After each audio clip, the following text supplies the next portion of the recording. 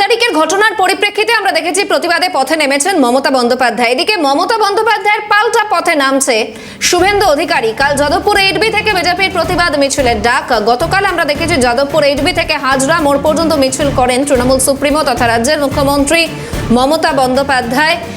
ED তল্লাশির প্রতিবাদে পথে নেমেছিলেন তৃণমূল সুপ্রিমো। আইপ্যাকের অফিস ও কর্ণধারের বাড়িতে তল্লাশির প্রতিবাদ। বিস্তারিতভাবে জানাবেন, টেলিফোন লাইনে রয়েছেন প্রতিনিধি রেশমি দাস। রেশমি, মমতা বন্দ্যোপাধ্যায়ের পাল্টা এবারে পথে নামছেন শুভেন্দু অধিকারী, কি কি জানা যাচ্ছে?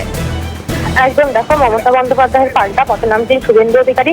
প্রসঙ্গত, মমতা বন্দ্যোপাধ্যায় গতকাল পথে নেমেছিলেন যাদবপুর এইচবি থেকে হাজরা মোড় পর্যন্ত।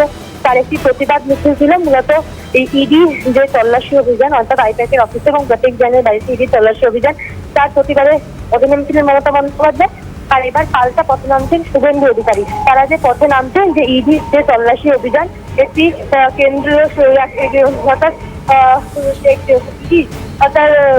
যখন তল্লাশি অভিযানে নামে সেই সময় মুখ্যমন্ত্রীর হস্তক্ষেপ করা এবং মুখ্যমন্ত্রীর পৌঁছে যাওয়া সেখানে, অর্থাৎ ইডি তল্লাশি অভিযান ব্যাহত করেছেন মুখ্যমন্ত্রী, এই অভিযোগ তারা উঠিয়েছেন।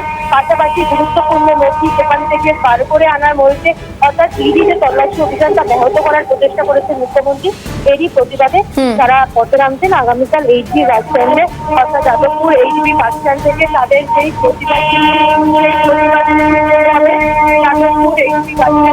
একদম রেশমি, ধন্যবাদ। রেশমি দাস প্রতিনিধি ছিলেন টেলিফোন লাইনে।